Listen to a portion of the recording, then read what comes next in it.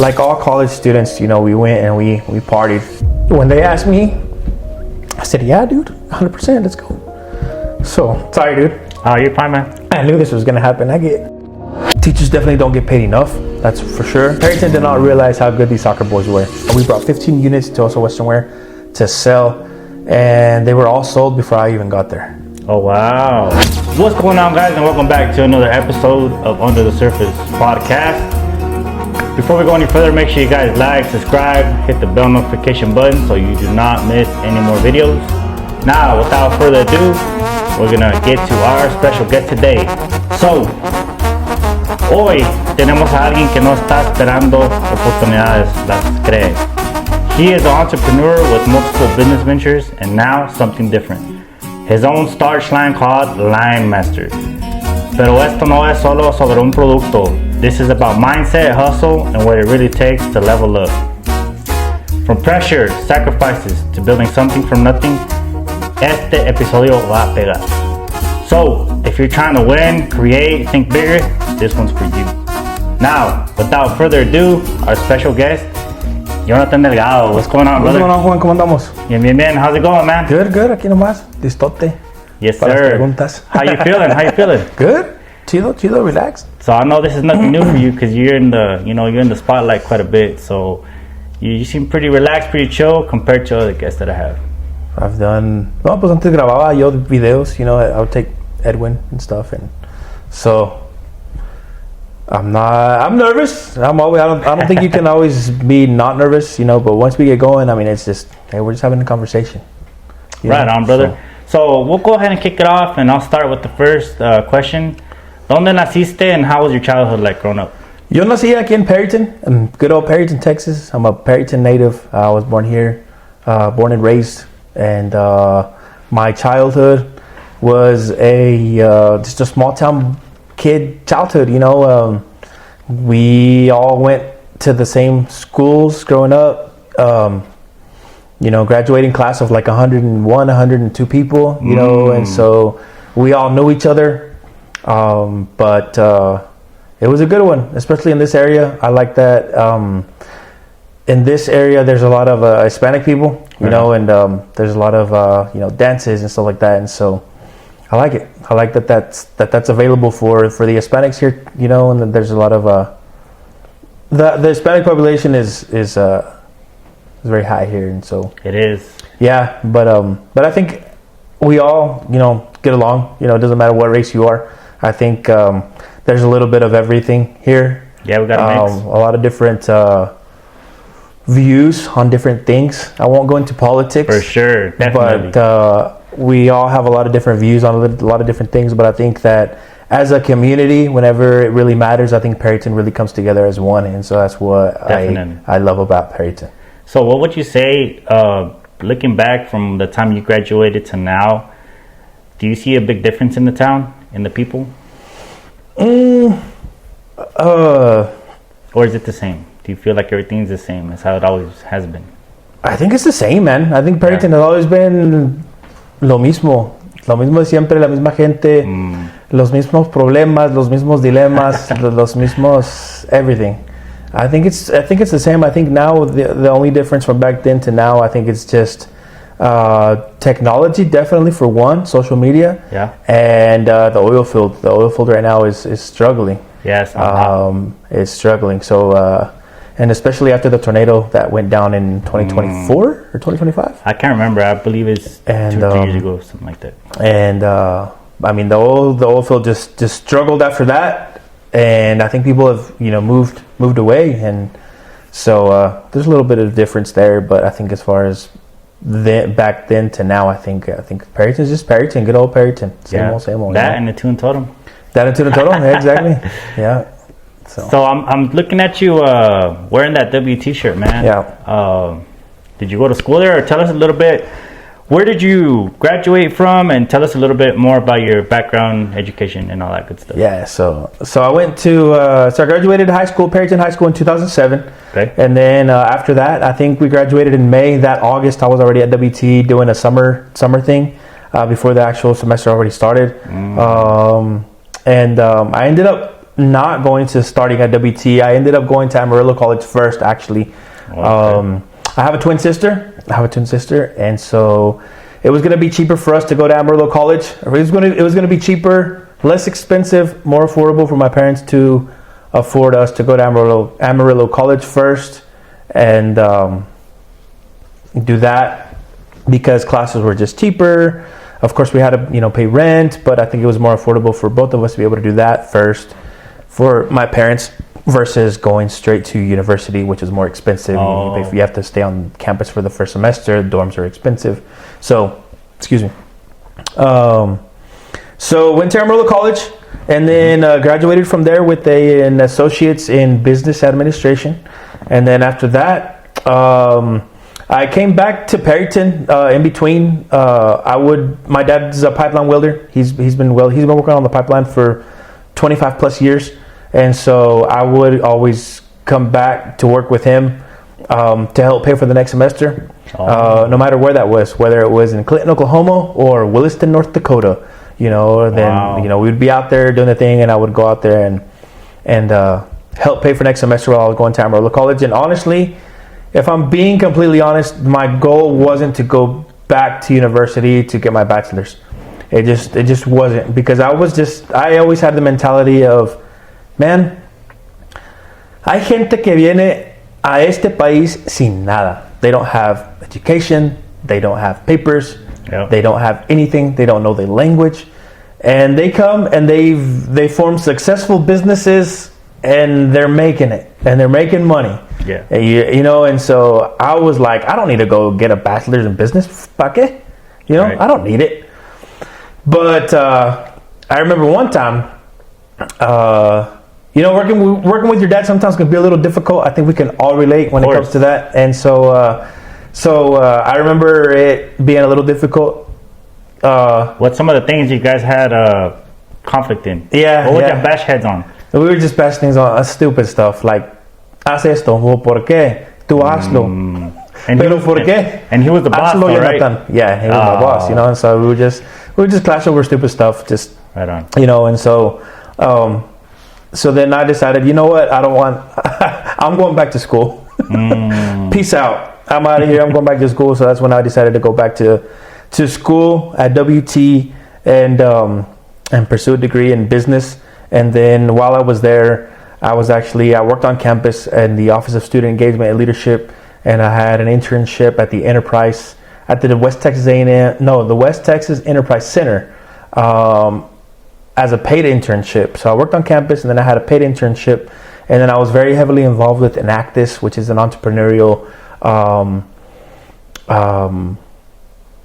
not club. It's a very entrepreneurial. I think it was a club, Enactus Club. I don't remember what it was called, but so I was very active. What is it? So Enactus was just an organization, an entrepreneurial organization on campus, and then Enactus, the EN stands for entrepreneurial, and then the ACT stands for action, and then the US stands for us. So Enactus, right? So it's kind of an acronym for entrepreneurial, action, and us all together. But what did y'all do there? So we were just very entrepreneurial focused. So what we would do projects like we would go to the Panhandle. I think it was called the Randall County Detention Center or Potter. I don't remember what county in Amarillo, but it was a detention center for kids that were locked up. They were locked up, and so that for example, that was one project that we did.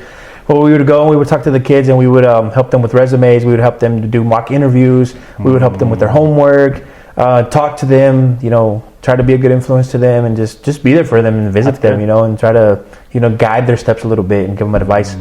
And then another project that we did was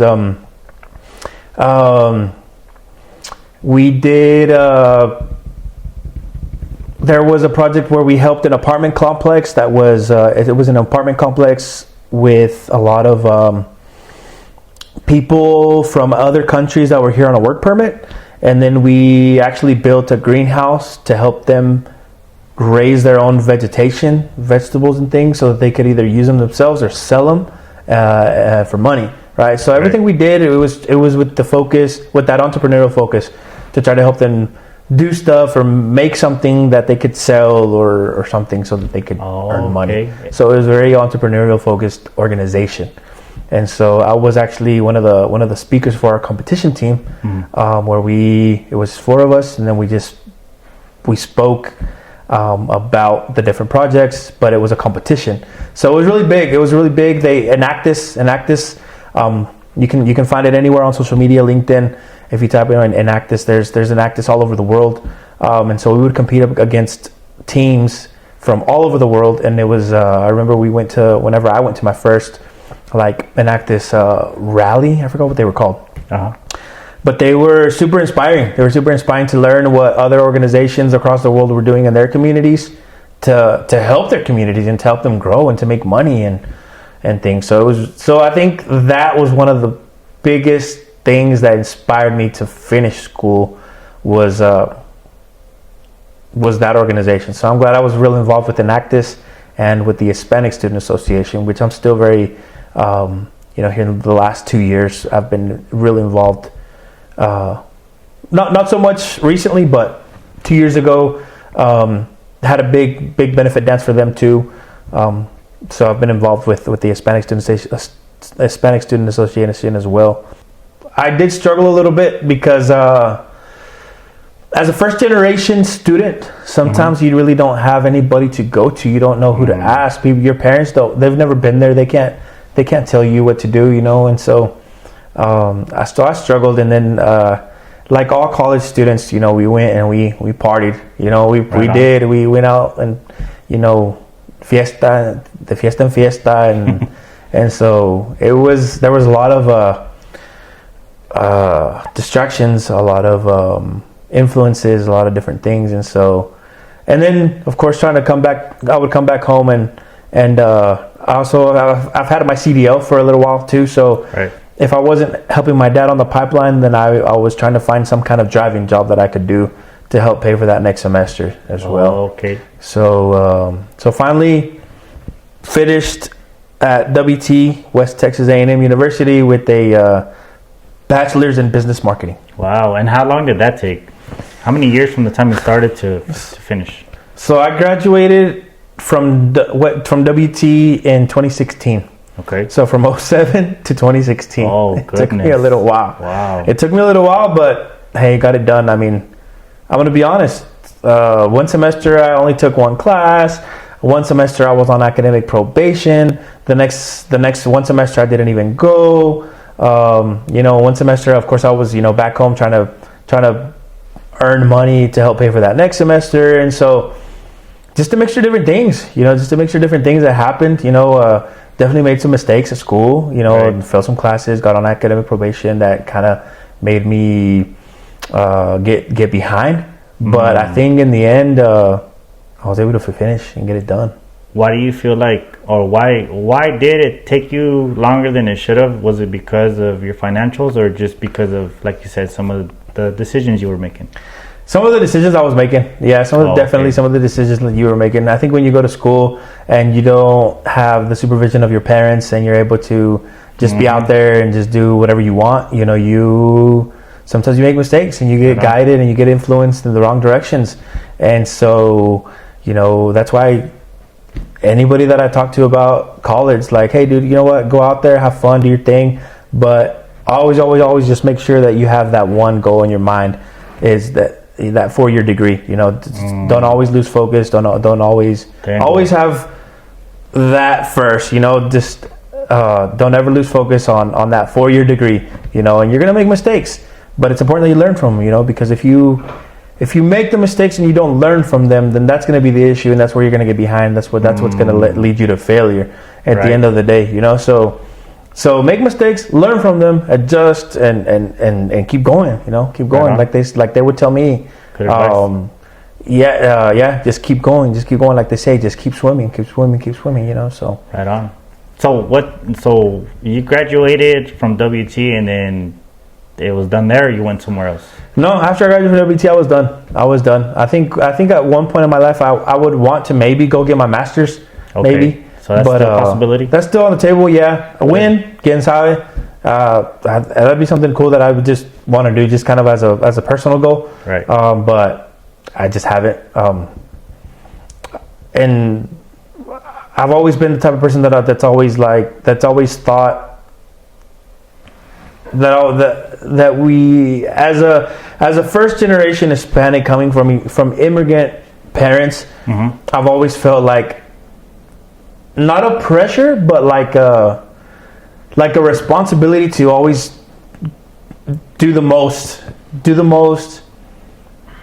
because it's like I would tell my students, we live in a country where if you can be whatever you want to be. You can be whatever you want to be. Gracias a Dios, nacimos in the United States of America, where you can be whatever you want to be, si le echas ganas. Yes, sir. You can do whatever you want to do. Estuviéramos en otro país, en Mexico, en Cuba, anywhere else in the world, right? It'd be another story. It'd be another story. I noticed you say your students, which kind of leads me to what I was going to ask you next.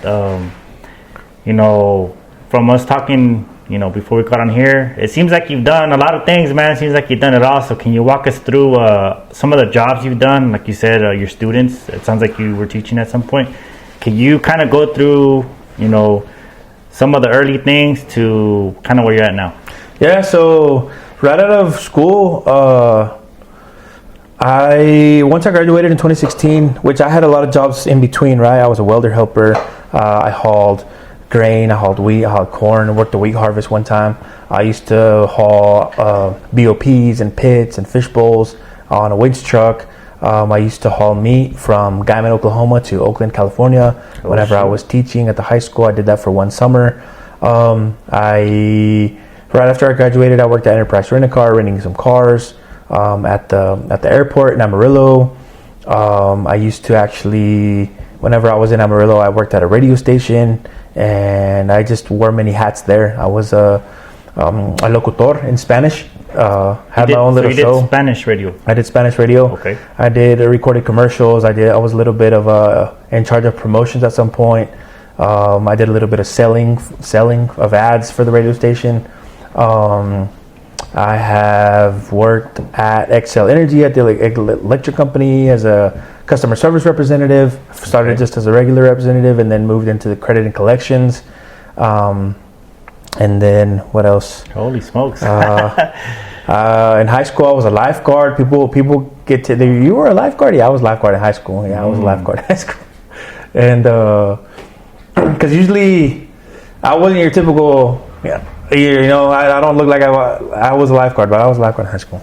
But yeah, and I mean I wasn't skinny like the other guys. The other guys, they were fit, blonde, the six pack going on. Right, and you had me, the hairy Mexican, little chubby, So high school, you're already growing curly cues.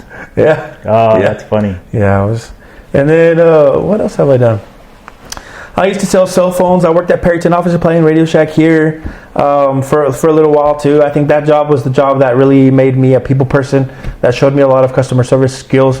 Every time I see Kerry Simons, who's the owner of Perryton Furniture now, I always tell him like, hey, because of my job and the opportunity that I had to work there at Perryton Office Supply and Radio Shack, which, by the way, whenever I worked there, we were the #1 radio shack in the nation. So not a lot of people know that either. So out of Perryton, in Perryton, Texas. Yeah, we were the #1 radio shack in the nation. So that's big, and a lot of people didn't know that. But we did a lot there. We sold office supplies and we sold a lot of electronics, but then we also sold phones. And so back then, to sell phones, it was, and I don't know how it is now, but it was a job. It was a job. You had to deal with all kinds of people with phones that were just, they were new phones that were coming up. The smartphones were coming up, and they had a lot of issues and insurance and all these different things with cell phones, and were kind of new, and so I was kind of part of that new wave, and so I got a lot of mad people, that were mad about this, mad about that, and so that's where I really learned how to talk to irate customers and how to do that the customer service thing, and so I also did that, and then I did a little bit of selling phones in Amarillo too at the mall. What else? man, in a nutshell, I mean, I drove for OMB Tank Company. I taught Spanish at the high school for 2 years. I was there for 2 years teaching Spanish 1 and Spanish 2. What grades? To 10th and 11th graders. Is that a tough crowd, or are they cool? The older they are, they're cooler.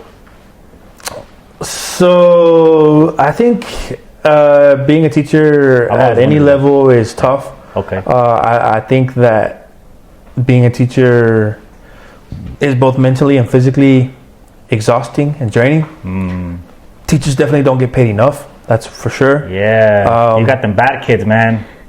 Yeah, yes and no. There was a lot of everything. Right. It was a lot of everything. Mix. It was a mix of just the bad kids, the good kids, the smart kids, the nerds, the shy ones, a lot of everything. Of everything. And so you have to really know how to manage your classroom to be able to teach all of them in one, classroom. And so it was a job, but it was also very rewarding.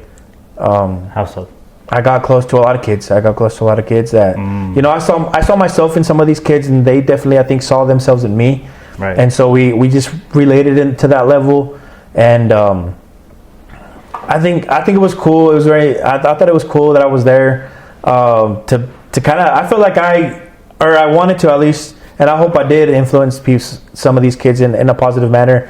And hopefully I did set, an example of a Mexican kid out of Perryton, Texas, who went out and did his thing, and now he's teaching here. And then but he's like us. He goes to the Mexican dances. He likes the Mexican vibe, but he's also professional. He went to school. He got it done. He has a degree, and it's okay to do both. It's okay to be both. For sure. Why not? So especially around this area, I think a lot of the kids can relate to that and to me and to that story. So. And there's a lot of kids that are doing the same thing like I did, So, and again, like I've said before, I'm nothing special. I'm nothing special at all. I'm just a kid that just tried to be all I could be. And so, again, like I would tell my students, I think every day, be all you can be is what I would tell them. Every day. Good motto. Yeah, and so, I don't know where I was going with that. So you were talking about school. Maybe you were gonna say about another job, or maybe talk about more about. Oh, I think we were still talking about my jobs, right? Yeah. It's all good. We're still talking about my jobs. Yeah. And maybe you were gonna add something else. I was a student council sponsored too, so I dealt with the kids, with the president, the vice president, secretary, the treasurer, and the historian. Okay. And so I did that for 2 years too. And then when soccer first got introduced to Perryton High School, the soccer boys, they needed somebody that was employed by Perryton ISD to be their coach. And of course there was a lot of people. I played soccer when I was a kid, right? But I never played anything after that. So I was never interested in being the coach. I was never interested in even being, involved. I was going to be a fan. I was going to, I had some students that played soccer, and so los iba a apoyar al 100%. I didn't know that they were going to ask me to be the coach. And so I think it ruffled up a little bit of feathers, because they were like, why is he going to be the coach? He doesn't even play soccer. There's so many other people that play, so many other coaches that are more qualified, so many, and I get that. And there was. And so I accepted the position, because I remember some students came up to me and they said, hey, profe, they said, we need somebody. The only way that this program could be is if we have somebody, we need a coach. We need a coach that's willing to go with us to the games, and just, somebody that's employed by Perryton ISD. We think that you would be great. You don't have to know a lot about soccer. If anything, we'll teach you. And they did teach me. They were good. And so I said, you know what, guys? I said, yeah, I'll do it. Yeah, and I said, 100%. If you guys want me to do it, I'll do it. Because whenever I was at the high school, I would do everything for those kids. And so when they asked me, I said, yeah, dude, 100%, let's go. So, sorry, dude. Oh, you're fine, man. I knew this was going to happen. I get a little emotional. But, so I did the soccer thing for a little bit. I was coaching there with the kids for a little while. So there you were, coach. You were Coach Delgado. I was Coach Delgado. Awesome. Delgado. Yeah, I was Coach Delgado. And then there was other coaches. Coach Ramirez. Shout out to Coach Ramirez. He's a phenomenal coach, a phenomenal person, a phenomenal role model. To these kids, to the community. I don't think he gets enough recognition like he should. So shout out to Coach Ramirez. Yeah, shout out to him. And to Coach, man, I forgot the other coach's name.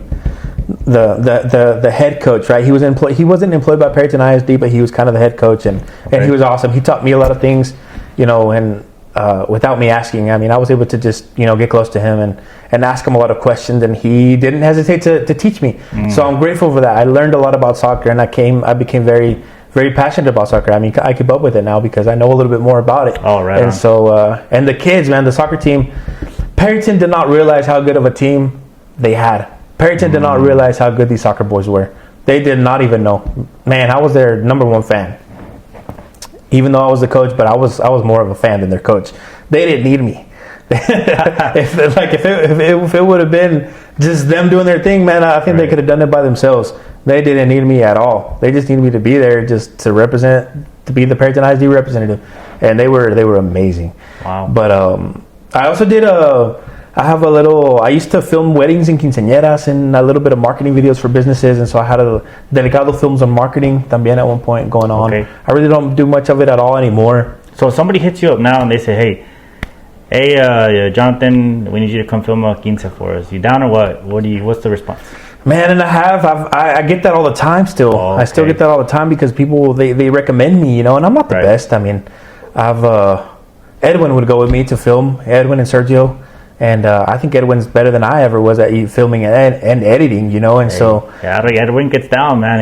He's a beast. They're good at what they do, and so...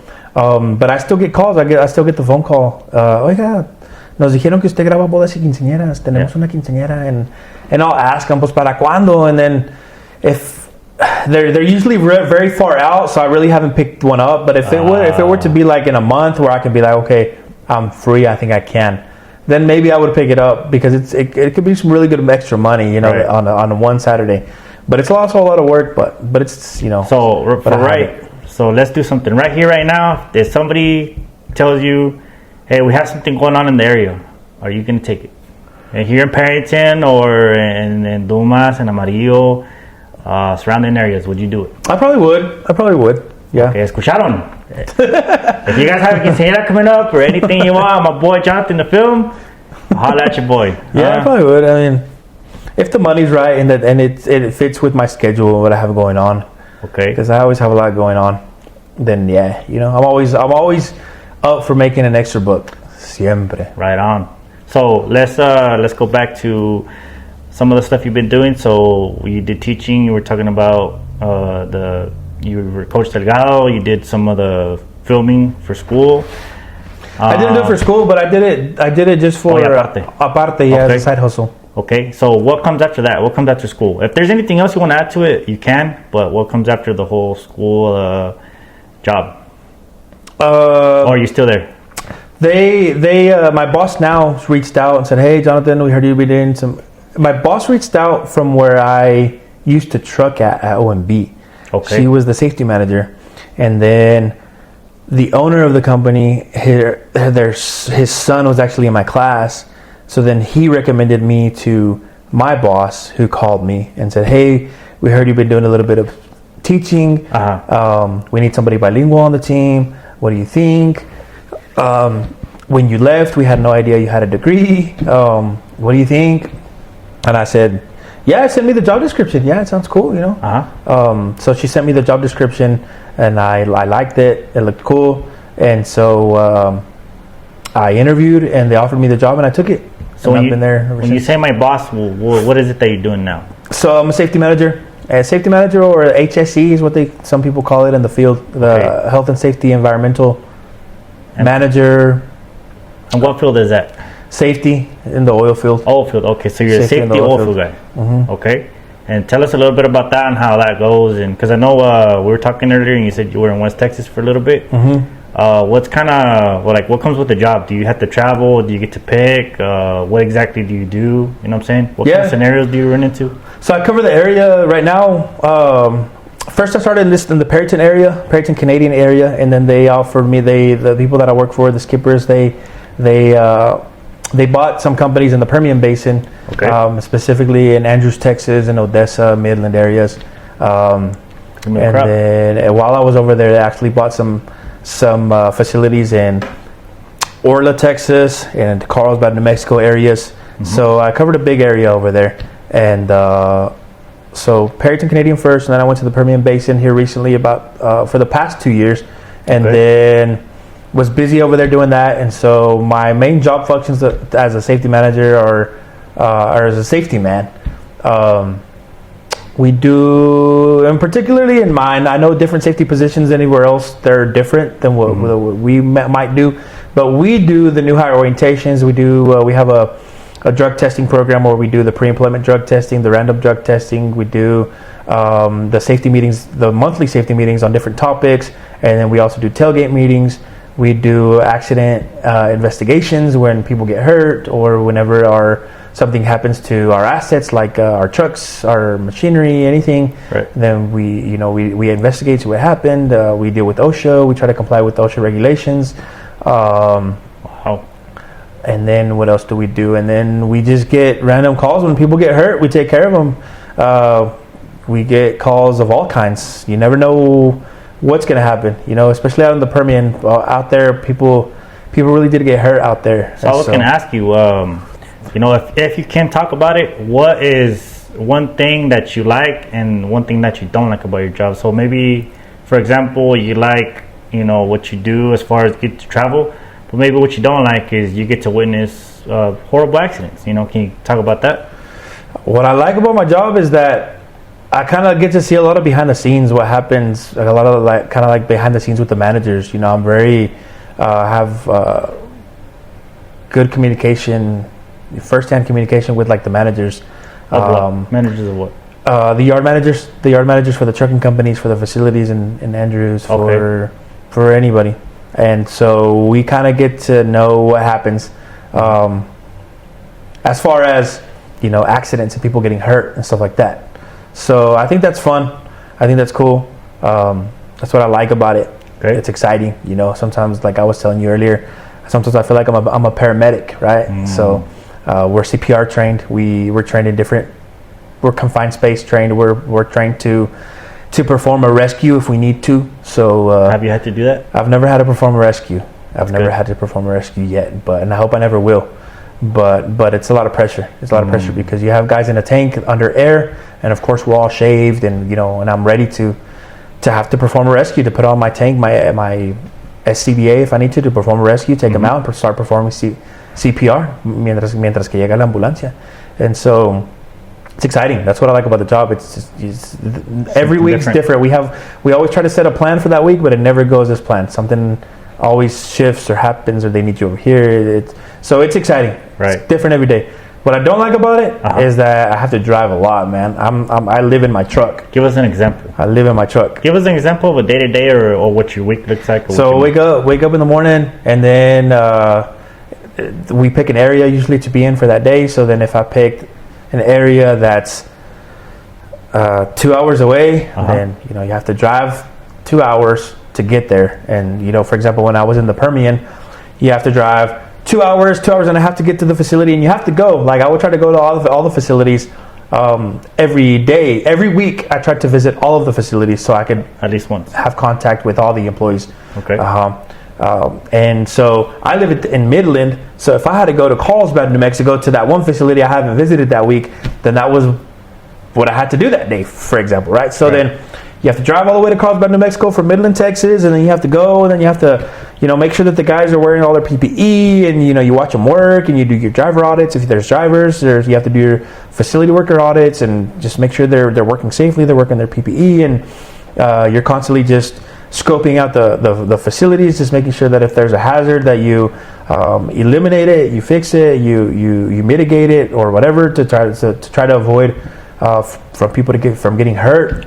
So you're constantly just alert. So you hang around, do your audits, you talk safety to the guys, make sure everything's cool, look at the fire extinguishers, just everything safety. You just gotta put your safety glasses on and just be like, everything you look at, just if I look at a power switch, okay, was it installed right? When did they install it? When was it last inspected? Were they trained? Did they have a certification? And just try to look at worst case scenarios and then try to eliminate them or mitigate them, right? Because safety is all about prevention, right? Because when something happens, whenever the house already blew up because that plug or whatever, that switch wasn't installed correctly, then it's already too late, right? So we want to prevent it from happening, which by asking all the questions. Okay, so that who installed it? Were they certified? When was it last inspected? I'll try to prevent things from happening. Wow. So that's what safety is all Sounds about. like a lot, man.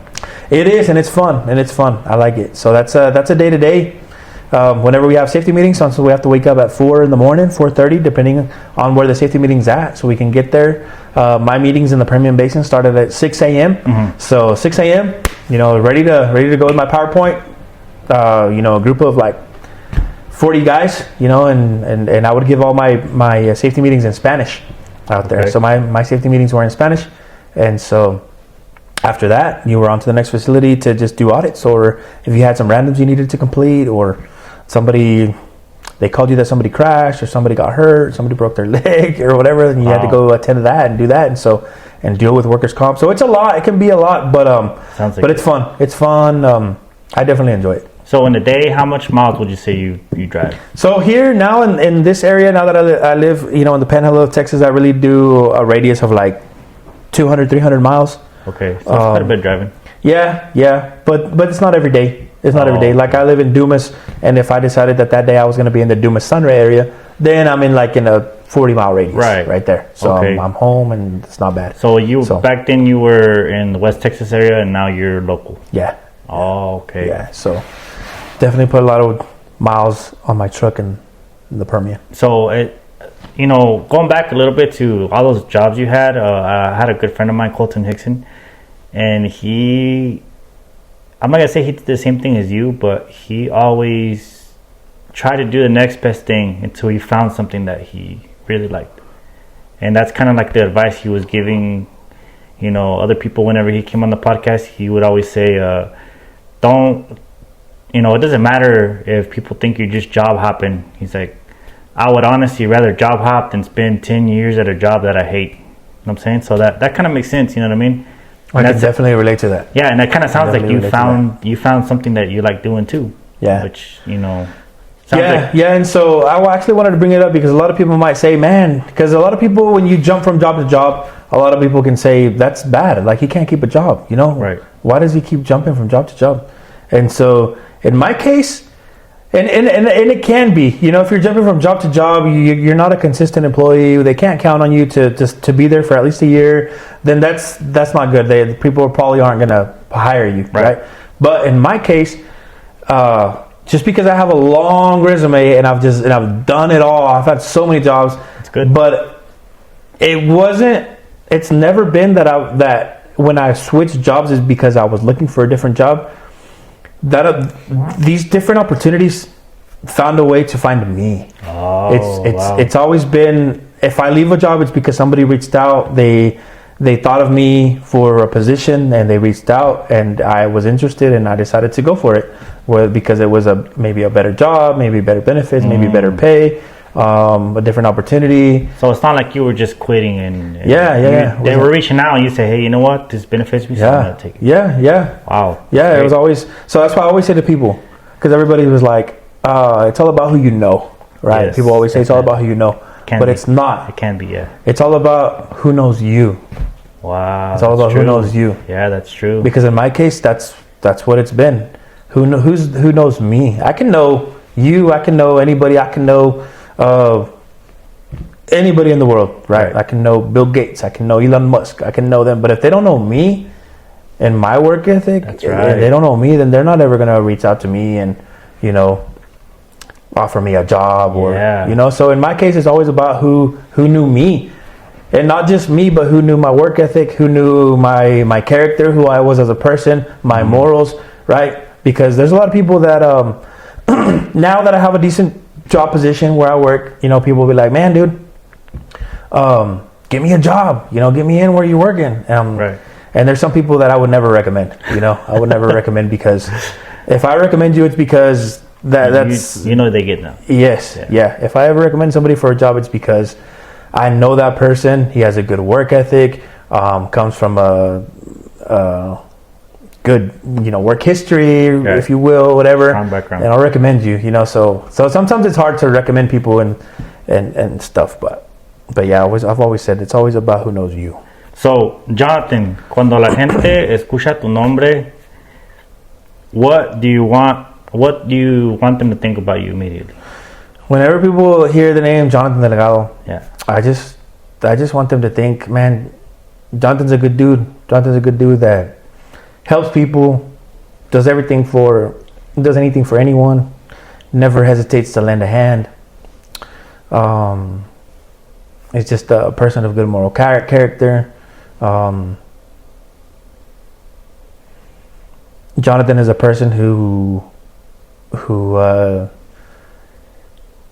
is a hard worker, Right. who works hard, who can be an example to the youth, who can, I don't know, all the positive things, I guess. I've made my share of mistakes, but I think everybody's made mistakes, and it's okay, and so, but when they hear Jonathan Delgado, I want to be like, you know what, ese vato, he was a good guy. He was a good guy, just all around good guy all the time, somebody you could count on, a person who was always willing to lend a hand and help people out. And so, That's a good answer, man. Ni más ni menos. So, what's something about you que la gente entiende completamente mal de ti? De mí? Sí. I don't know. No sé. What's a misunderstanding that they have about you, bro? To be honest, I really don't know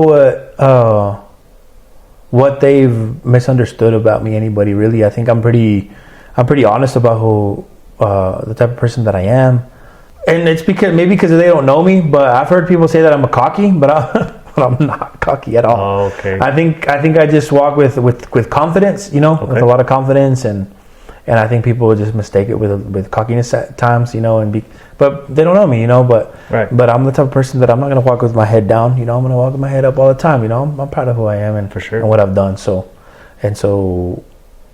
which I haven't done a lot. I'm nothing special, but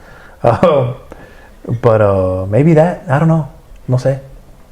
So it seems like there's not really much of that going around anyways, and the people that do have some type of negative feeling towards you, it's just because they don't know you. What I'm I saying? guess, yeah. Yeah. Okay. Yeah. That's usually, good. I mean, that's usually good. when people ask around, John, yeah, he's cool, he's cool, he's a chill dude, whatever.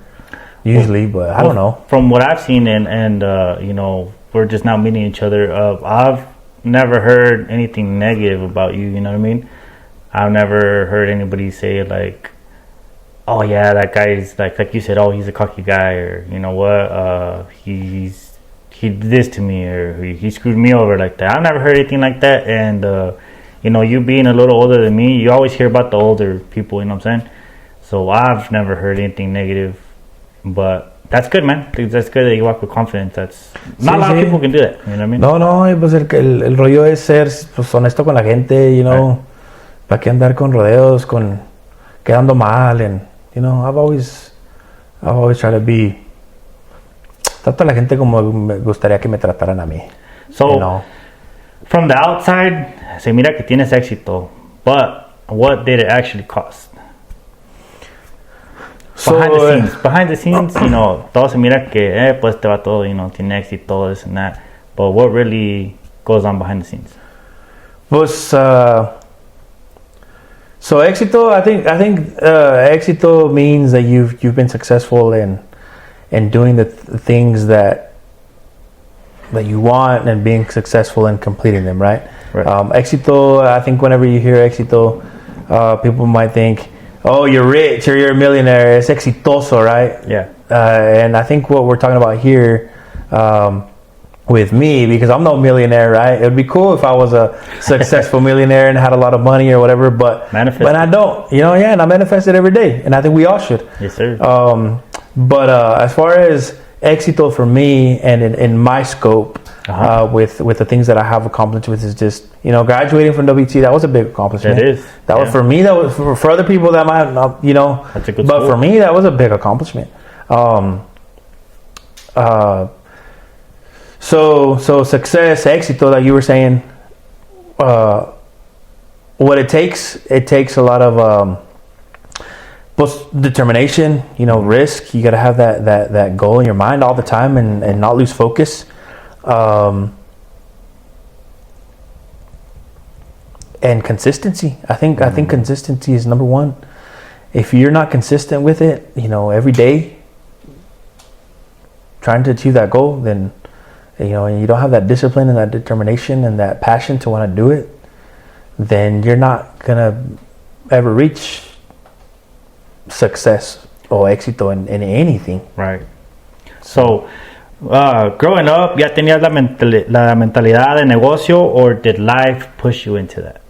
I think I wanted to have a business. I think we all do at some point. Right. I think Little we crazy all ideas. Yeah, we all want to be like, oh, let's open this, or when I grow up, I want to do this and I want to do that, right? So I think I always did. I think I always just had that mentality. I mean, I remember whenever we would sell lemonade in the corner, we would sell lemonade for 25 cents, and we did that stuff, and I think we all did at some point, and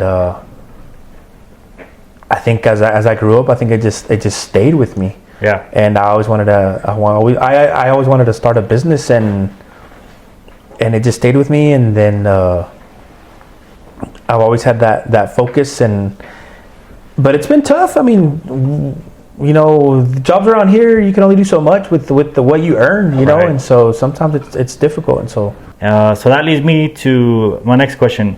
Was there a moment donde dijiste ya no puedo, and if so, what kept you going? It doesn't matter in any of those jobs you worked, or even now.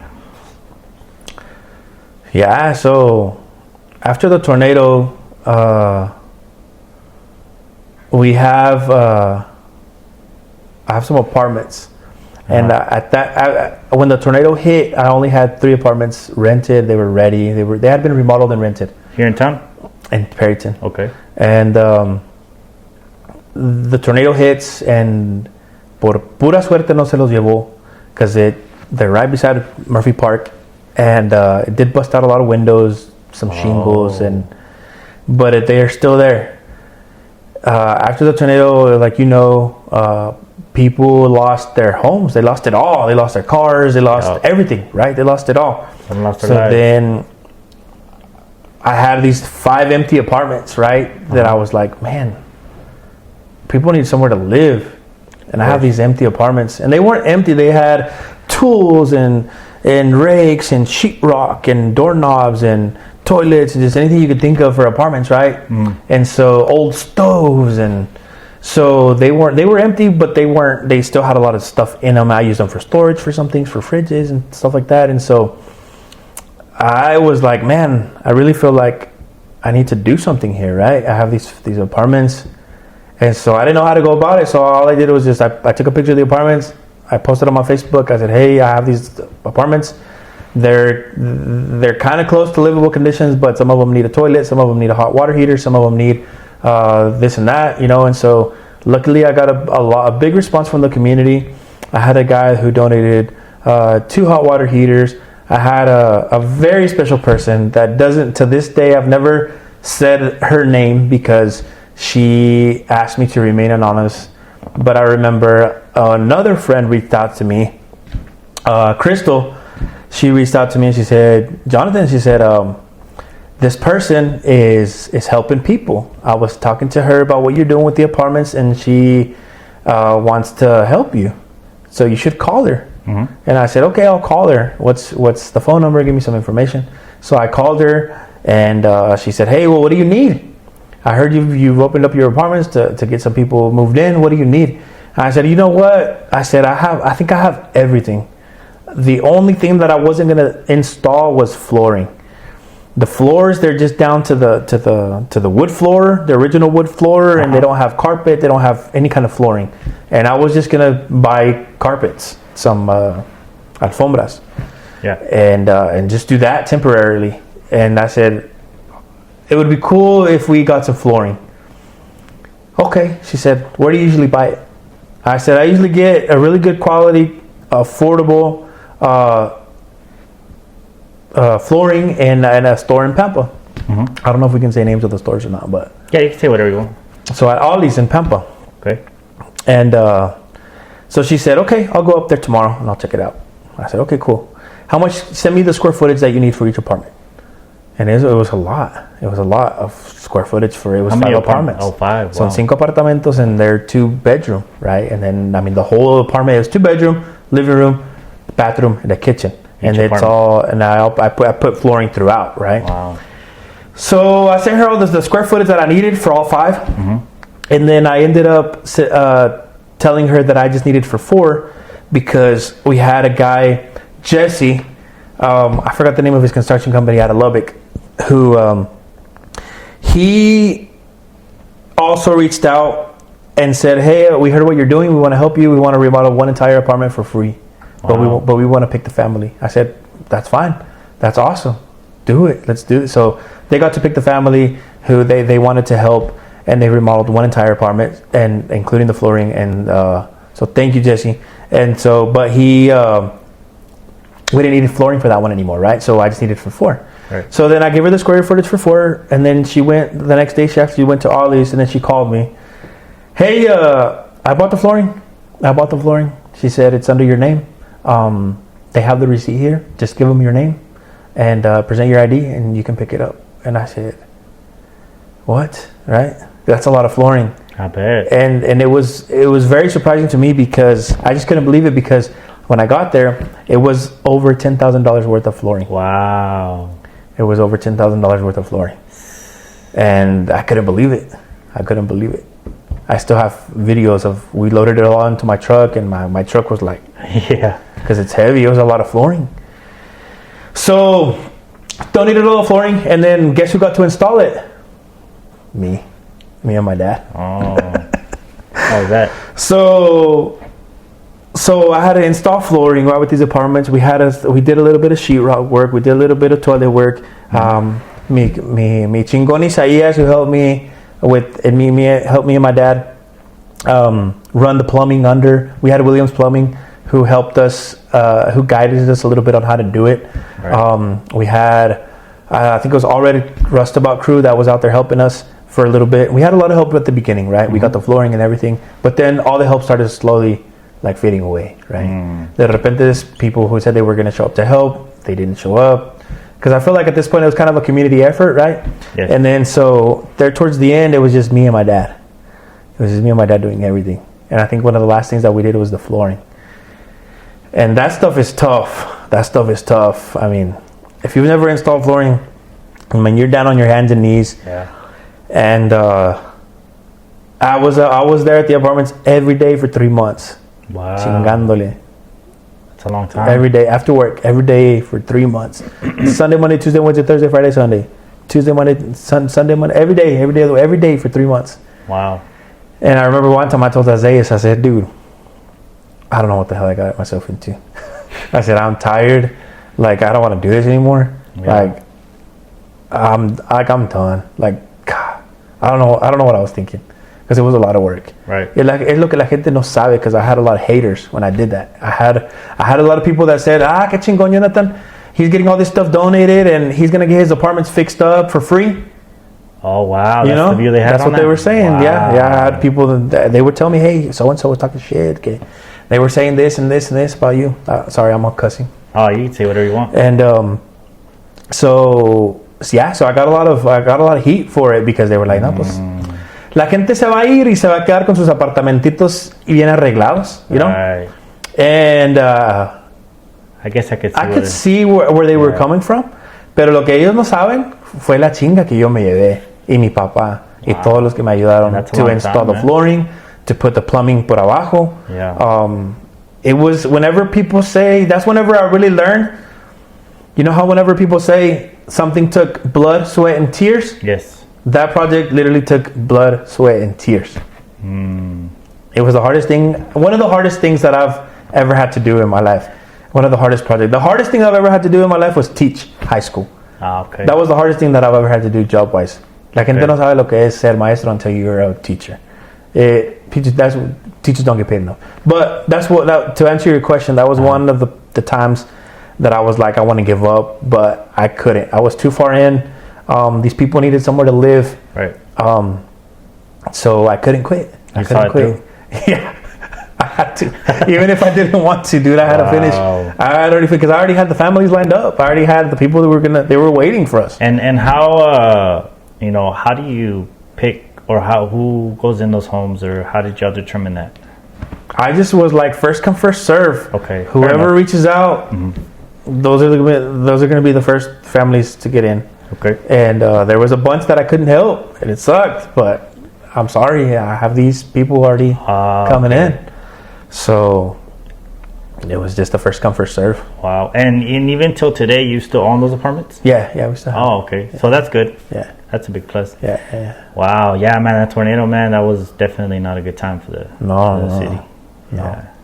So people, people got talk. I got a lot of negativity, but I got a lot of positivity. I got a lot of people were like very happy that we were doing it. And one lady even gave me and my dad free massages. Se me olvidó el nombre de la señora who gave us some free massages.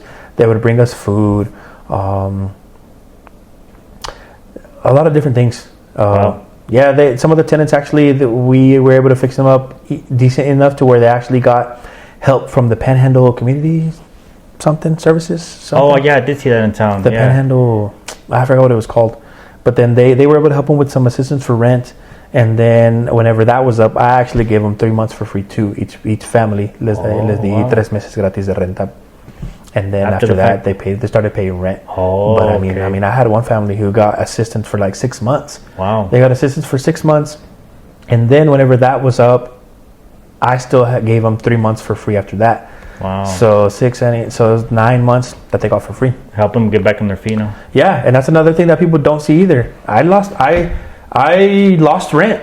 Yeah. You know, ponle que the assistance that they got, they paid it to me. Right. But it wasn't like it was full rent. It was just a little bit of assistance. Y yo no les cobraba más. And then those 3 months that I gave them for free, pues that's also rent. I mean, I had people living there for free, you know. Yeah, of course. Those are investment properties where I'm supposed to rent them to get money, right? Yeah, I was about to say, somebody's got to pay the bill, right? Yeah. So that's another thing that people don't see. So wow. So whenever people are like, he's gonna get his apartments fixed up, you know, whenever they leave, van a quedar sus apartamentos ya listos, and you know what? I deserve it. I deserve it because of what I did for all those people for those 3 months that I was there, 3 months plus that I was there chingándole todos los días. Chinga, bro. Es chinga hacer todo lo que todos los que hacen construcción me van a entender. Que es friega hacer y pues especialmente poner piso cuando no sabe. And I didn't know, bro. That's why I struggled too, because once you started getting around the trim and, you know, doing all these special cuts, I didn't know how to do that. I had to learn. I was on YouTube University, you know, trying to learn. So la gente no sabe lo que hizo. Cuando dicen ya se va a quedar con sus apartamentillos medio listos, yes, and thank God, and you know what, I deserve it. So I don't care what you say. Right on. No, y aparte de eso, bro, pues es una chinga for just you and your pops, bro. Yeah, it was. It's a 2-man band for, four apartments that are 2-bedroom each, and a kitchen and all that. No, luckily my dad, he knows, he's good with measurements, and, you know, he's a welder, so he's good at measurements and measuring things, and, you know, so, I was just, I said, okay, what else do I need to do? Wow. And if I didn't know, I figured it out. I had to figure it out. Wow. So now, out of all the businesses, how did you land on good old LineMaster? Tell us about that. So LineMaster came about because there was a product that I used to use that's no longer in business, and so it actually got discontinued. And so then I was like, what am I going to do? Mm-hmm. How am I going to starch my jeans? Because I never was the person that took them to the cleaners, because I just thought that it would get expensive to do that, right? Only the rich kids did that, or the old food guys that worked on the rigs did that, right? And so I never did that. And so yo siempre los planchaba, y desde high school yo siempre me gustaba planchar mis pantalones, mis camisas. I always like to be, you know, bien alineado, siempre. So they discontinued that product, so I said, what am I going to do? And then there wasn't any other comparable products in the market, you know, out there. So I said, man, I'm just going to make my own starch, right? Right. So I had seen on TikTok and YouTube Kids and other people that make their own starch, but they would use cornstarch from the store. And then I said, well, I'm going to do that, right? So I started doing that, but then I was like, well, I'm going to look into start selling it. Right. So then I did a little bit of research, and I used ChatGPT, who's la gente no me cree cuando les digo que ChatGPT has been the brains behind this whole operation. It has been. And I got on there, started researching how I could do this, and then started making small batches in my kitchen in Midland, haciendo un carrito de culé at a time of starch. And it was a process, because you had to heat up the water, you had to get it up to a boiling point, and you had to add the starch, and then you had to watch the temperature, because if it got over like 120 degrees, then the starch and the mixture would get real thick, and ya no servía. It would just get real like slime almost, and so you had to be really careful and whisk it and get it out. And so era un rollo. Oh, okay. And then if you made your own homemade starch, a los 2-3 días, it was going to start going mold. It was going to go bad, right? So I'm like, yeah, I can't sell this, right? And then it was taking me like 2 hours to make one little jug. You know, I'm like, man, I almost gave up too. I was like, man, too much. Yeah, como unas 5 veces, I was like, man, I'm done. Like, this is just too much, right? So then, but I was too invested. And each time I kept learning it, and each time I was closer and closer to just getting a product done, getting a formula. So then, started making it in the kitchen, and then ChatGPT kind of guided me with some, because, you know, if I wanted to start selling it, then I was going to have to use different products. I was going to have to use, a preservative and just other things that would help bind the fragrance that we use and just everything, because so at first I was having a lot of separation. Once it was sitting there for a day, it would all separate at the top, you know, because some especially our fragrance is it's an oil, so water and oil doesn't mix, right? So I had to find an ingredient that would help bind the oil and the water together, and it wouldn't separate, and so a lot of things. So ChatGPT helped me a lot, but it ended up getting to a point where ChatGPT just wasn't answering my questions anymore. There were so many things that I needed to know as far as how to weigh them, how to weigh these 3.6 grams of this syrupy ingredient. How do I get that full amount into the main batch without some of it still staying, without 1 gram still staying stuck to the beaker, right? So I had to learn a lot of different things until it got to a point to where ChatGPT ya no me estaba ayudando. And YouTube, there was nobody that was making starch like I was going to make it. There was nothing. There was no information out there. There's nothing. So then I reached out to, I finally, after like 6 months of just doing that for a while, I ended up mentioning it to my friend Nuquito, who's the owner of El Oso Western Wear in Amarillo. Awesome. So then he was like, hey, wait, you know, you got a good thing going on. Like, he didn't think I was serious until I busted out my phone. I said, look, these are my notes. This is the research that I've been doing. Like, these are the ingredients. And so he was like, I got on, you're serious, huh? Wait. I was like, yeah, I'm serious. So then he was like, well, you should get a chemist. You should find a chemist. Right. So I reached out to the chemistry department at WT where I went, and they really weren't help at all. They didn't reach back. And then just searching to see who could help me. And then I learned a lot from girls on YouTube that make like makeup, and they make soap products, facial creams, all that stuff. Right. They do a lot of the same kind of mixing that I did and weighing the ingredients. And so I learned a lot from them. So I ended up joining a Facebook group that was for cosmetics. And on there was a lot of formulation chemists that people would hire for, like, they wanted to make a detergent, or they wanted to make a face wash, or they wanted to make a shampoo for curly hair. They wanted to make, you know. So then people would post on there, need help formulating whatever. Okay, I get it. And then the chemist would comment, hey, reach out to me, I can help you, or whatever. And then on one comment, I can help you from the Philippines, whatever, to formulate your thing or whatever. So then I went to her page, and then she was actually a freelance formulation chemist. So then I reached out to her on Messenger, and was on the phone with her the next day. It was 4 a.m. Texas time, and it was 2 p.m. Philippines time. So we talked to her for like 2 hours on the phone. She was just answering all of my questions. We were going over my formula, the different ways that I weigh the ingredients, and she helped me. She answered a lot of the questions that I had. So then we got the formula, was able to get it weighed and mixed good, but then now we still had to test it, right? So gave some starch to a couple of friends to test until they were like, okay, this is it. This is the formula. I don't know what the heck you put in it, but this works. And it's very comparable to what we used to use. So I'm like, okay, cool. So that's the formula that we use now in LineMaster. Wow. That's the current formula that we use. And so Nuquito, me and him we're partners. You know, after I kind of introduced to him the idea, he said, you know what, let's do this. I'll help you. We can sell it in my store. You know, and I said, that's cool, man. Awesome. Like, let's do this. You know, we grew up here in Perryton together. Had a lot of adventures here in Perryton.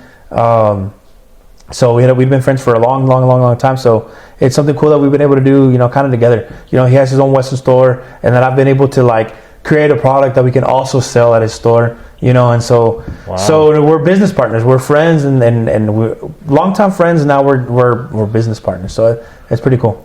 So that's kind of how LineMaster came about. That's crazy, man. Yeah. It took you some experimenting of your own, and then A lot. a chemist from the Philippines that helped you formulate your formula a little better or get it down, and then now you're here with the product. Yeah. Wow. So that was one. So the starch, right? But then now I needed to know, where can I get these jugs? Where can I get the lid? Where can I get the little seal cap inside?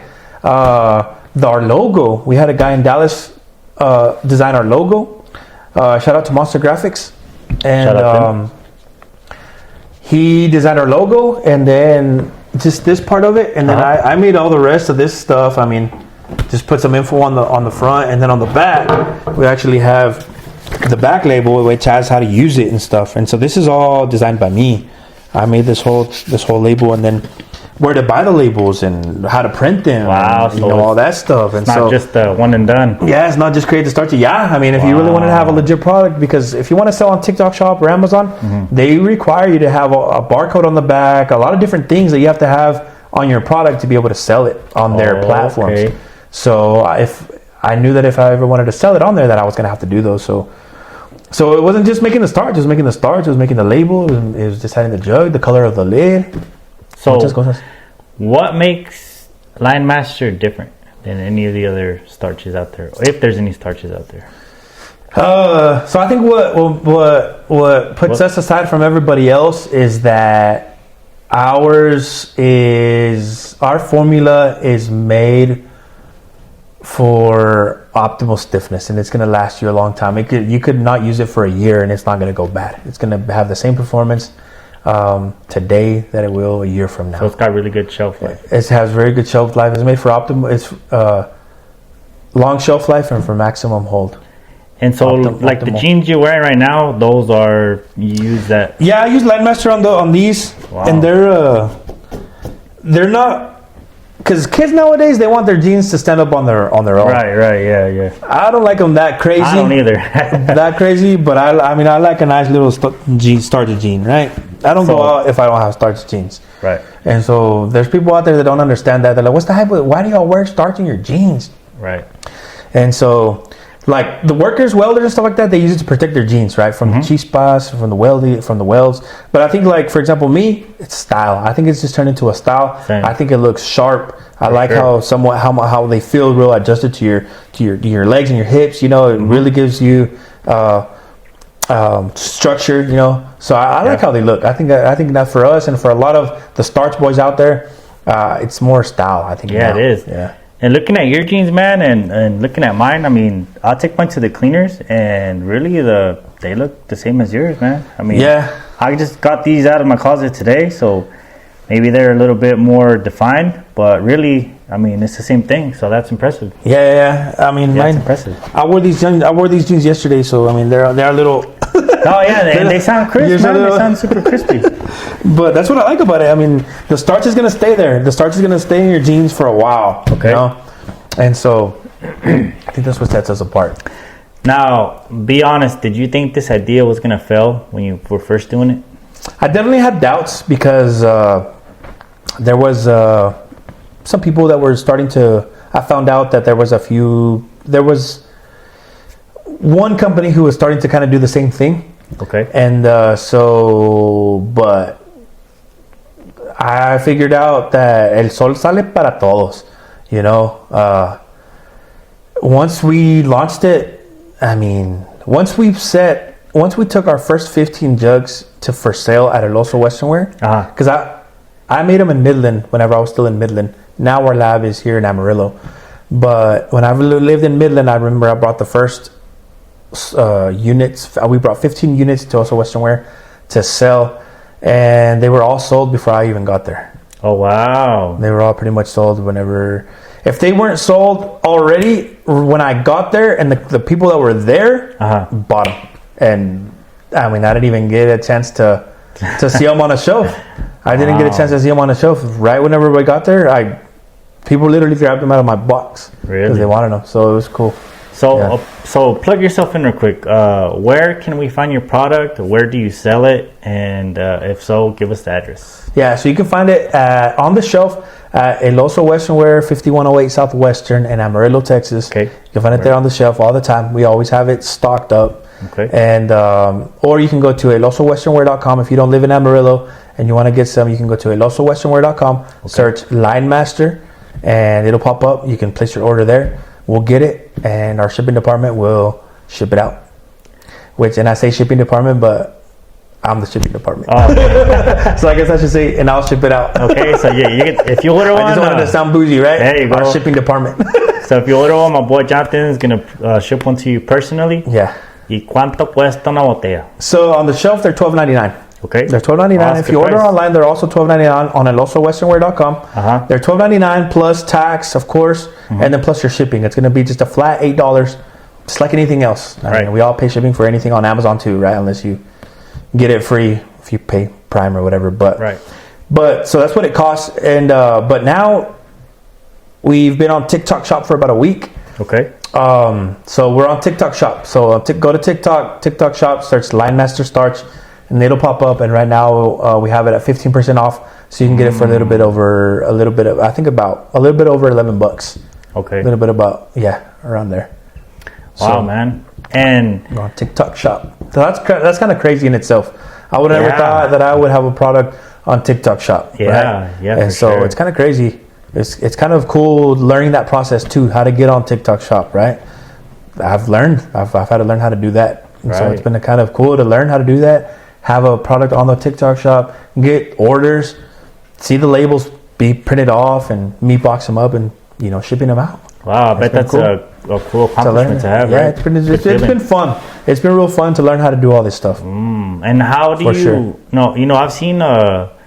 I've never personally starched my own jeans, but I have seen when they used to sell other bottles, and I want to say you're cheaper than other guys.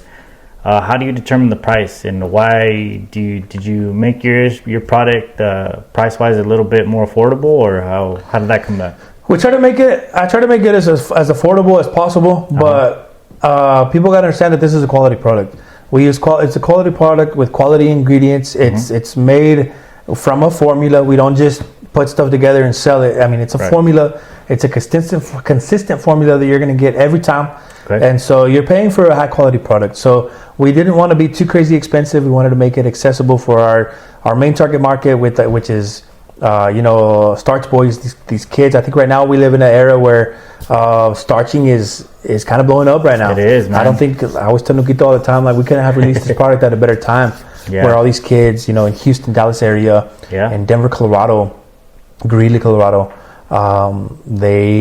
Amarillo, Texas, Midland, Odessa. It's always been big. Yeah. Everybody starts their jeans out there. Yes. You don't see anybody at the dances without their jeans starched. So it's been crazy. And speaking about that, guys, we're actually going to be giving away 2 bottles. So stick around to the end of the video. My boy Jonathan is going to be showing you exactly step by step on how to use the product, and we're going to be giving away 2 bottles. Doesn't matter anywhere in the US. So if anybody's watching and you want to get entered, stick around to the end of the video to find out how to get entered and how it works. So stick around to the end of that, okay? Now, moving on, how do you stay disciplined cuando no tienes ganas? Oh man, so sometimes I wake up in the morning and like we all do, and we're just tired, right? Se nos pegan las cobijas. Right. But I think you just gotta, number one, bills. I think we all got bills to pay. Yeah, I think that's the number one motivator, right? Se levantan en chinga when you start thinking about those bills. But I think what motivates me is that just always trying to level up, man. I think I'm always just trying to level up and just trying to. Just the thought of that just pumps me up, man, I gotta do this, like I have the opportunity, so I have to, our parents didn't come to this country for me to just be average, for nothing. You know what I mean? So I just get up with that mentality and just try to keep going. That's good. That's a good answer. What's one habit que cambió tu vida completamente? One habit? Yeah. Or, just something a habit or just something that changed your life completely. Man, you know what? I think one habit that I picked up was going to the gym. Okay. Going to the gym. Being healthy. Going to the gym and staying consistent with going to the gym. I think it's important. It says a lot about a person. I think it says a lot about a person who can stay consistent with going to the gym. Because when you go to the gym and you're consistent, you see results. Right. You see results. You start seeing the muscle. You start seeing the weight loss. You start seeing, your skin looks better. You're well hydrated, drinking water. So I think, and it helps all around. At work. When you have that gym mentality, then it helps you all around. It helps you, at work. To be consistent. I think that's one of the things that also, the sports also teaches you, discipline and consistency, and once you start something, you keep going with it. So I think that's one habit that's been important. It's going to the gym. That's a good answer. Yeah. So, branching off of that answer, do you believe in balance, or do you think you need to focus on one thing, have tunnel vision, or do you think do you believe in, I guess what I'm trying to say is, do you believe in balance, or what formula do you use to, whenever you try to focus on something like your product, do you balance it out with, like you said, you do go to the gym, so I would assume yes. What is that a myth? You know what I mean? So I'll put it like this. Whenever I was teaching at school and I would get onto the kids, because some kids wouldn't take school seriously, right? And I would tell them all the time, you know what? If you can't even do this Spanish work, in a year or two you're going to graduate high school. You can't even, high school is not hard. High school is not hard, and if you think that high school is hard, don't even go to college or university.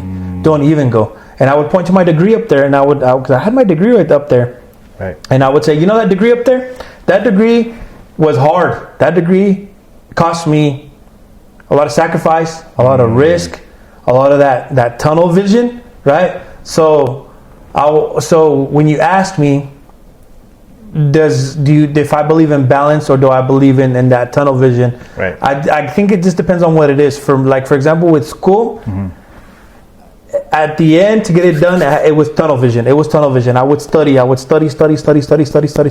all I would do. Sometimes I would study so much because I'm not the smartest guy in the book. If I was the smartest guy ever, I wouldn't have done marketing. I would have done some kind of engineering, petroleum engineering. I would have done aerospace engineering. I would have been, but just like math is in my forte, right? Or I had to pick something that was within my scope of learning and my abilities that I thought. I mean, I'm not the smartest guy I'm the smartest. ¿Cómo dicen?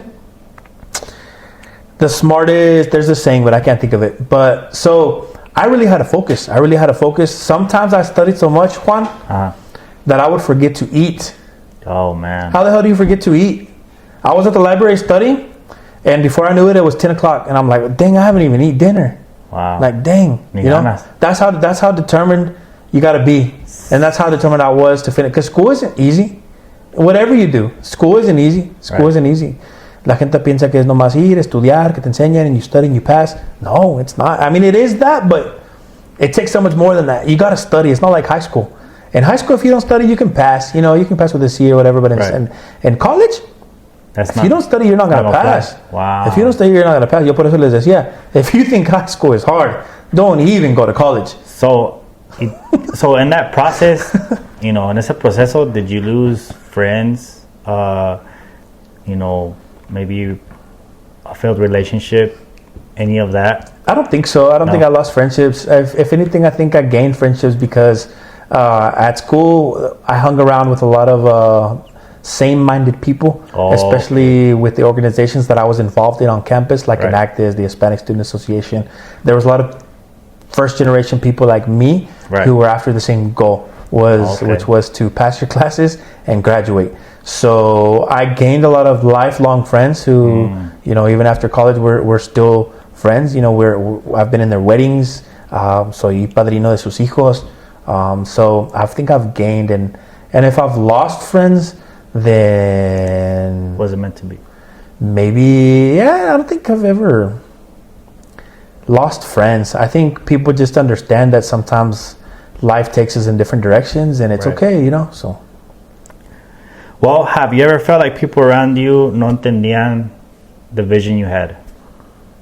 Did you ever feel like maybe you were misunderstood, or they just didn't understand the vision you had for the stuff you were doing?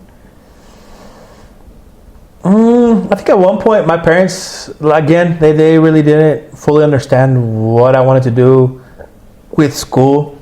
Y a la vez yo también le regaba because I would change my major all the time.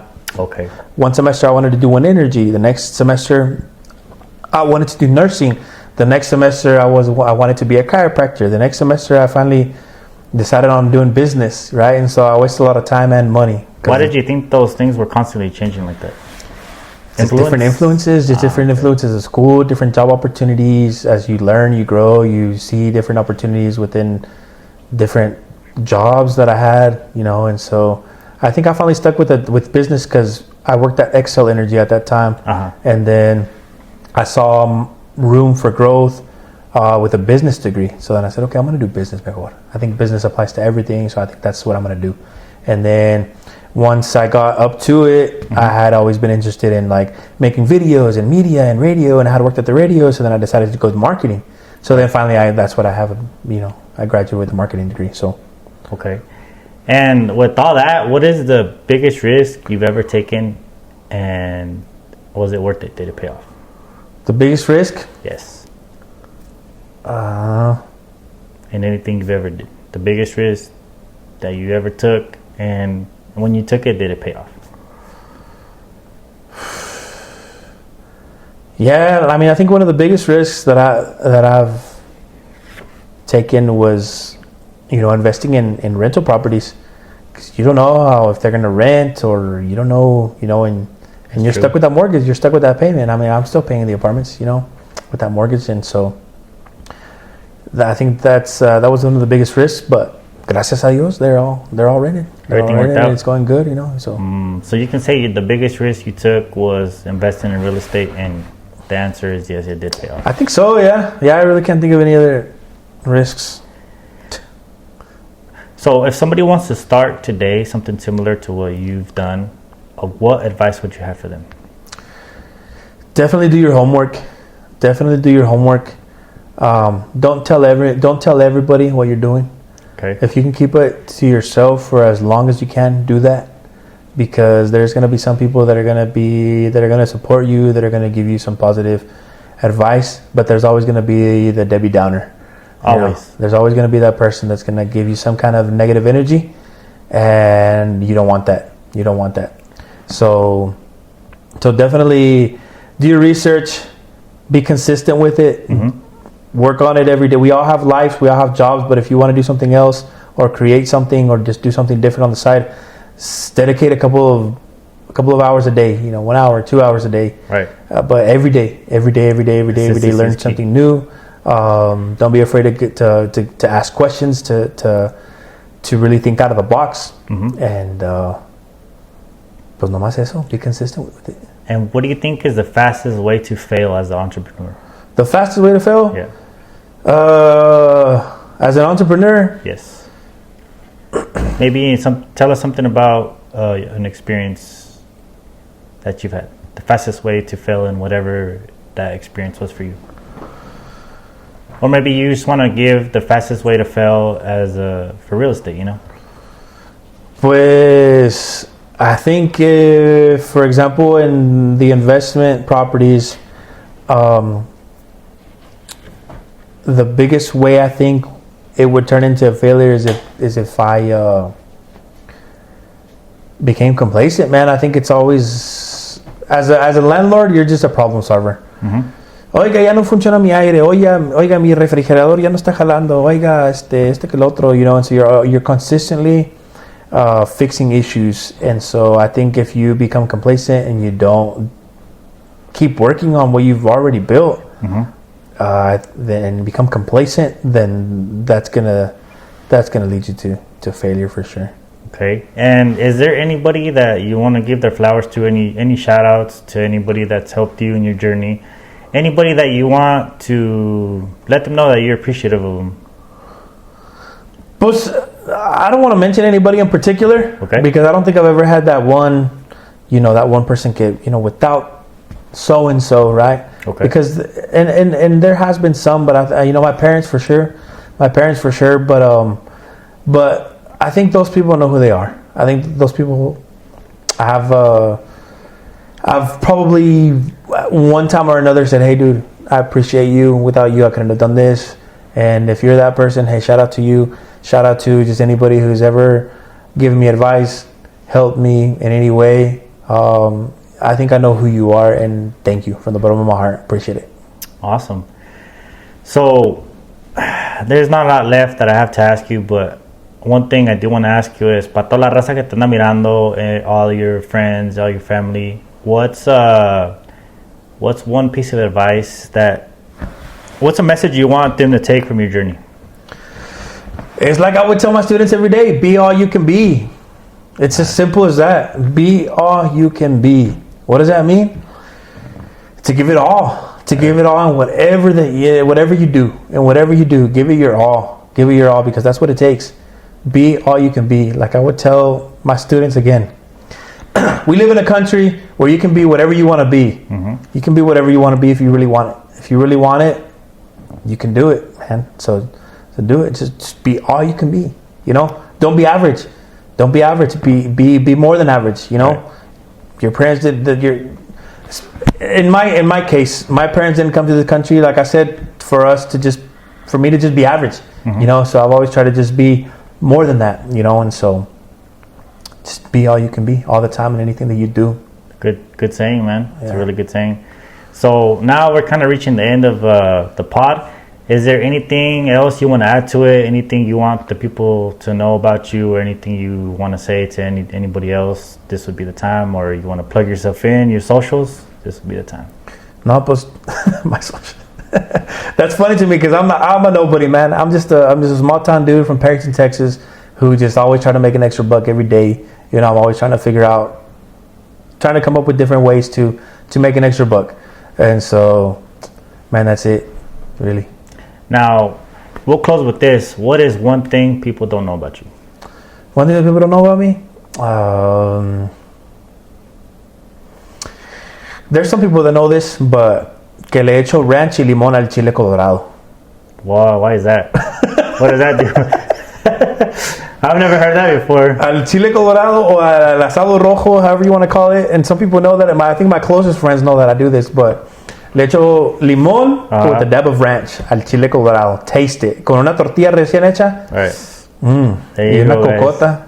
I think people will like it. Taste it. Next time you guys are making some chile colorado, do a little thing of lime and a little drop of ranch, a little dab of ranch. Not a drop, just a good chingacito de ranch. Okay, pues ya. Y le da un sazón rico. Como dijo mi compa Jonathan, check in el lato and let us know. You know, let us know if you're having it right now. Just drop a comment, be like, hey, that was fire, or hey, it's not for me. Yeah. But hey, man, I want to thank you for coming on the pod. Thank you for sharing your experience, and you know, for sure. Can't wait to see where LineMaster goes, and I wish you success in the future, and can't wait to have you back on whenever you're a millionaire. Yeah, no, thank you, Juan, for the invitation. Never thought I'd be doing a podcast over me and my story, but if it can help inspire somebody, then hey, why not, right? Yeah, so you have a good story, man. Thank you for inviting me on. For sure. And without further ado, guys, Jonathan here is going to be doing a demonstration of how his LineMaster product works, the steps you got to take. And after that, we're going to be explaining to you guys how to get entered into a giveaway of these bottles. We're going to be giving away 2. Like I said, if you're around here in Perryton or Amarillo, Dumas area, we'll take them to you if we're around.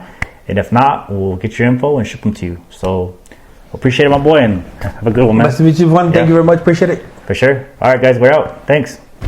What's up, everybody? My name is Jonathan Delgado with LineMaster Starch. My partner Junior couldn't be here with us, but I wanted to tell you about our giveaway. Like Juan said on our podcast on Juan Chomil, we're going to be giving away 2 jugs of LineMaster Starch to 2 winners. And so what you got to do is you got to go to his pages on YouTube and Instagram. You need to comment on the video on YouTube for 1 entry. Comment on the video on Instagram for your 2nd entry.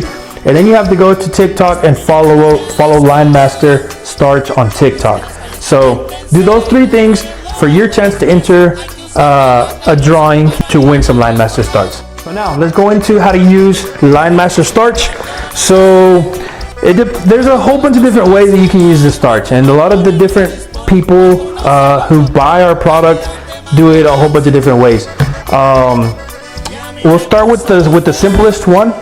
If you're a person that doesn't like to have their jeans super stiff, you don't like that heavy monster starch, then you can put it in the bottle. You can put it in a spray bottle, and you can dilute it with just water from the faucet. On the back, you'll find some instructions. If you want, we have a mixing guide on the back.